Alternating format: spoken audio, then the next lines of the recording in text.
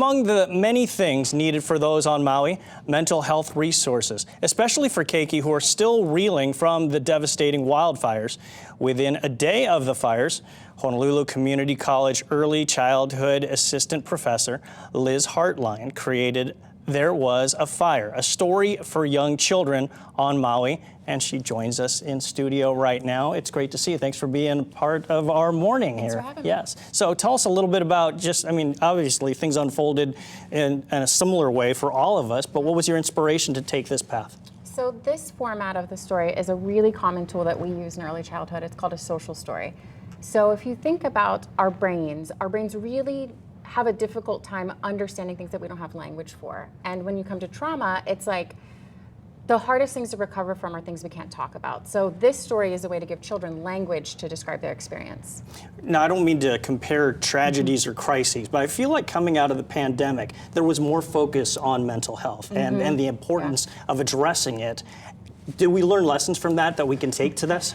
I mean, I think that sometimes we learn lessons, but sometimes we just kind of get in our routines and then we get going and then it becomes life and then we forget. And I think that the really thing that I want to ground families in is that it's so important to give your children language to describe their experience and validate their experience. When you talk about validating that experience too, I feel like that, as a parent, we always feel like you're supposed to have the answers for kids, and they ask great questions that sometimes don't have answers. That's a thing, right? Yeah, for sure.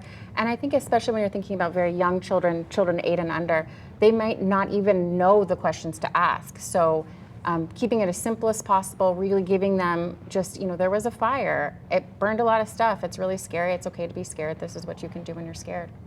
The thing with trauma and healing, it doesn't matter what it is, it's never linear, right? There are ups and downs, and I think that's important to think about going forward, that it's not just an upward trajectory all the time. Yeah, and I think that the core of trauma is a loss of safety. So if you think about the small ways that you can rebuild that sense of safety for your child, think about something like creating a routine. So if you don't know where you're going to sleep, it might be really hard to know that there is predictability, but you're always going to go to bed. So one thing we say for families is if you have the same song you can sing every night before bed, then that is really, really helpful in supporting them and knowing that, okay, I can expect this will happen, and to start kind of rebuild that. Routine.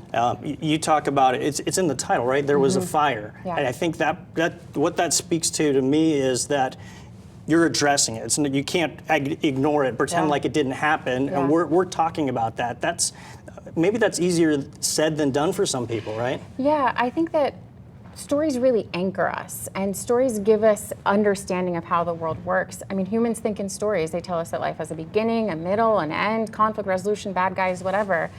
And some people do have the tendency to just say like, oh, we're not going to talk about it, it's all going to be great. But that's not authentic to how we live. And so, like you said, just being able to be honest about your experience and also looking for the helpers. Mr. Rogers says, look for the helpers, and identifying those lights that we can hold on to. Liz Hartline joining us here on Good Morning Hawaii, talking about her book, helping kids deal with the trauma of the Maui wildfires. One of the things I think about too, obviously, you can only control so many things, but parent to child, this is what you're talking about. But there's also just the influence of other kids, and it's important in a way to look at the fact that kids they don't handle things the same way. They don't talk about things the same way, right? Yeah, for sure. Yeah, and I think that when you think about supporting children and understanding their feelings and really kind of, knowing how they're feeling, you think about helping them understand what emotions feel like, labeling them, validating them. They're not good or bad feelings. Feelings are feelings. It's what you do with them that can be good or bad. And then also helping children know what helps them feel better when they're upset, when they're angry. And I want to say that although this is for children, most grown-ups aren't good at this either. So we can all use help identifying our feelings and figuring out how we can feel better when we're upset. Got about 20 seconds left. Tell us again where the book is, the name of the book, and how people might be able to find more information from you. Yeah, so the book is There Was a Fire, a story for young children on Maui. It is not published yet. We want this to be a freely accessible resource. It's on the ECAS website, Early Childhood Action Strategies. Yeah, that's all I have. It's an important topic. Thank you for taking that on. Thank you for sharing that with us here on Good Morning Hawaii. Great to see you. Great to see you. All right.